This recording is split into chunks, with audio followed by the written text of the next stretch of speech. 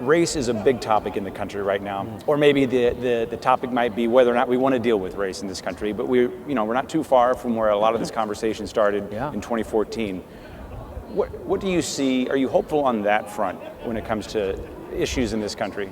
A lot of times you get the sort of lip service that this should be part of a national conversation. Guess what? That's exactly what's happening, right? So if you imagine that this is a conversation that perhaps Ferguson helped start, but has continued for the last 2 or 3 years, an unfortunate incident after incident that's been revealed on video, all the way to maybe even Colin Kaepernick and the athletes that are kneeling with him right now.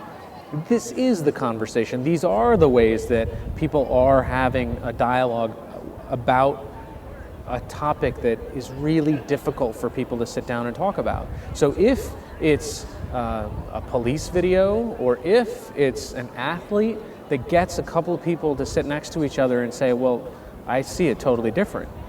Well, that's great. It's an opening and it's an opportunity. It's long overdue.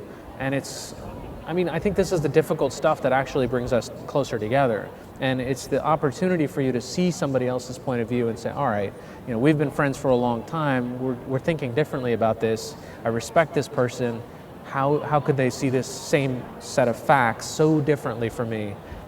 Okay, I get it. And that's all you really need, is just to be able to respect another person's idea when it's different from you. And that's something a lot of times I think conversations about race just get very inflamed very quickly, and people just kind of talk right past each other. Where oftentimes there's actually a pretty big amount of middle ground that they agree on, a sense of justice and a sense of a kind of moral rectitude.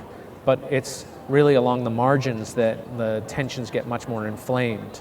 And I think that most people want the sort of the same set of ideals in America about equality and justice for all that our founders wanted.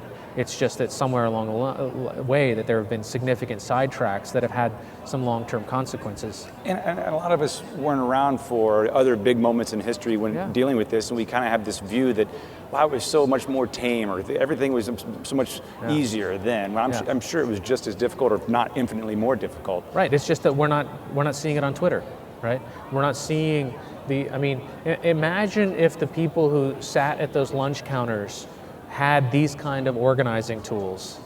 And I also, as tech happy and savvy as I am, I also say, a cautionary note to some young people and say, listen, just because you retweeted it doesn't mean you actually got something done. Because look at what it took for those people in the civil rights movement to, what did they endure to go physically be someplace in real life, not in virtual space, to stand for something. And that took something. And that's a generation of people who made some significant sacrifices. And so what are the sacrifices that we're willing to make to cultivate the kind of next vision for America?